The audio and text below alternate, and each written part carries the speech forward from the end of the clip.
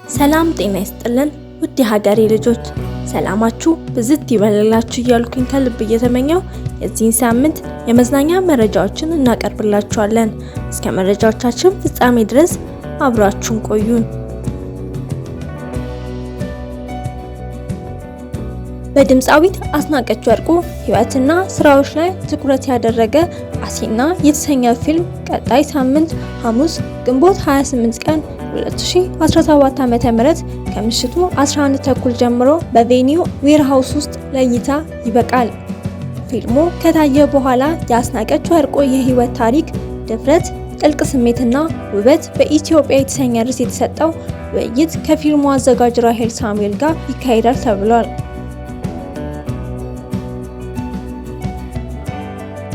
ቻናል ዋን የተሰኘ አዲስ የመዝናኛ የቴሌቪዥን ጣቢያ የኢትዮጵያ የቴሌቪዥን ጣቢያዎችን ዘርፍ ሊቀላቀል እንደሆነ ተሰማ። ሰኔ ወር ላይ እንደሚጀምር የተሰማው ቻናል ዋን ባሳለፈው ሳምንት ከኢትዮጵያ መገናኛ ብዙሃን ባለስልጣን የሳተላይት ስርጭት ፍቃድ ተረክቧል። ቻናሉ ቀደም ብሎ በርካታ ፕሮግራሞችን እያዘጋጀ እንደከረመና አዳዲስ የፕሮግራም ይዘቶችን ለተመልካቾች ይዞ ለመምጣት ዝግጅት ላይ እንዳለ ተሰምቷል። ቻናል ዋን መስራች አቶ ሳሙኤል ደበበ ከወንዶች ጉዳይ ፊልም ፕሮዲውሰርነት ጀምሮ ለ10 ዓመታት በኢቢኤስ ቴሌቪዥን ከካሜራ ጀርባ ትልቅ ፕሮግራሞችን በማዘጋጀትና ዳይሬክት በማድረግ ይታወቃል።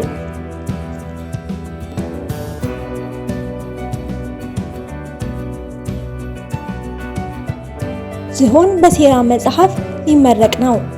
በኢትዮጵያ የቀድሞ ሰራዊት ውስጥ ከፍተኛ ድርሻ የነበራቸውና ከሰሜን እስከ ምስራቁ የኢትዮጵያ ክፍል ድረስ በነበራቸው ወታደራዊ ኃላፊነትና ሚና የሚታወቁት ኮሎኔል በላይነህ ታዬ የጻፉትና በኢትዮጵያ ሰራዊት ምስረታና ውድቀት እንዲሁም በደርግ ውስጥ ስለነበሩ ሴራዎችና ሌሎች አዳዲስ መረጃዎችንና ያልተሰሙ ታሪኮችን አካቷል።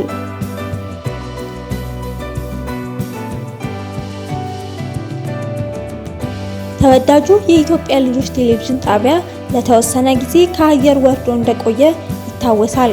የኢትዮጵያ ልጆች ቴሌቪዥን በዲኤስቲቪ ቻናል 468 እና በኢትዮሳት 11605 አሁን በስርጭት ላይ ይገኛል ተብሏል። ትኩረቱን ልጆች ላይ አድርጎ የሚሰራው በጥቂት ጥሪት የሰው ኃይል እዚህ የደረሰው የኢትዮጵያ ልጆች ቴሌቪዥን ጣቢያ በልጆችና በቤተሰብ ዘንድ ተወዳጅነትን ያገኘ የቴሌቪዥን ጣቢያ ነው።